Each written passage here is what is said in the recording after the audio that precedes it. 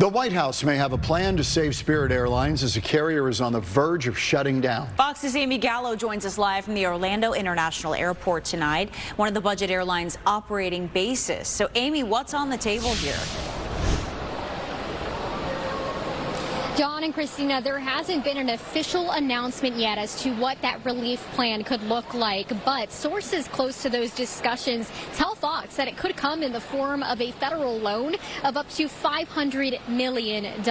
Now, this all comes as Spirit Airlines struggles with rising jet fuel costs caused by the ongoing crisis in the Middle East. Spirit is still trying to recover after its second bankruptcy filing and a failed merger attempt with JetBlue back in 2024. White House Press Secretary Karoline Leavitt said yesterday that the Trump administration is aiming for the best possible outcome for the airline, and a source close to discussions tells Fox Business we could see the federal government invest in Spirit, similar to the roughly 10% stake the government took in Intel last year. Today, pilots who work for Spirit, represented by the Airline Pilots Association, spoke in favor of the federal relief effort, saying Spirit is the reason so many people can afford to travel or visit family, and that when it's in the market, fares go down. Meanwhile, lawmakers in both parties are already criticizing the idea, with Arkansas Republican Senator Tom Cotton saying it is not in the best use of taxpayer dollars, and Democrat Elizabeth Warren questioning what the American people will get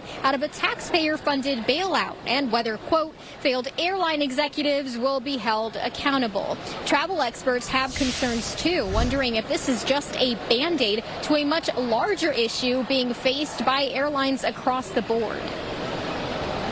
I do think all the budget carriers have struggled to turn a profit in the past several years. Americans seem more interested in premium cabins and flying with the major airlines, so Southwest, American, Delta, United.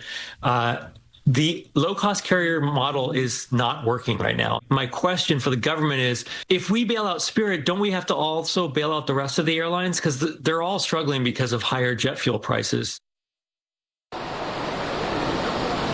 Spirit provides thousands of jobs across the country and hundreds of flights each day, all of which is in jeopardy if the company were to shut down. And this is why travel agents are urging people to not book flights with Spirit right now. And if you do book a flight with Spirit, make sure to have a backup plan in place in case that flight is canceled.